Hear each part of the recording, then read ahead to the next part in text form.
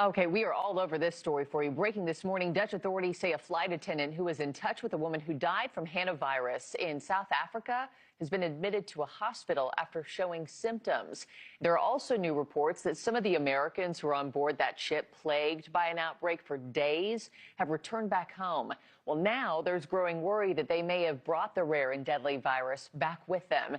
Nick's here with the latest on this story. Nick, officials in several states are now monitoring this entire situation. Absolutely, Mark. They're doing what they call contact tracing. They want to make sure that anyone who is on this ship is not taking that virus anywhere with them without being traced. While the CDC tries to tamp down public fears, at least 3 state health departments are keeping tabs on people who were just on board the MV Hondias. The New York Times reports that California, Georgia, and Arizona state health departments are each monitoring residents who were on that beleaguered ship. Right now, however, the 2 people in Georgia are not showing any symptoms. Those reports come after 3 people were evacuated off the ship on Wednesday, including the ship's doctor. There have been 3 confirmed hantavirus cases on board, with 5 more suspected. 3 passengers have died.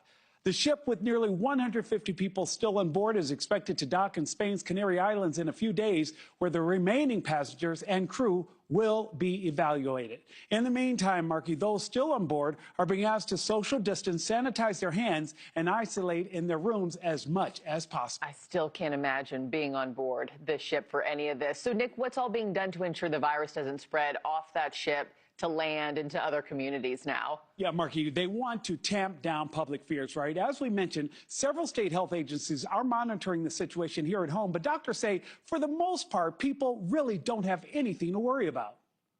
The only documented cases where it looked like there might be human-to-human spread were very close contacts, husband and wife, parent and child, people who lived in very close proximity to one another. And on Tuesday, that sentiment was echoed in a statement by the CDC's acting director, who said, quote, "The risk to the American public is very low," adding that the virus is only spread by close contact with symptomatic carriers.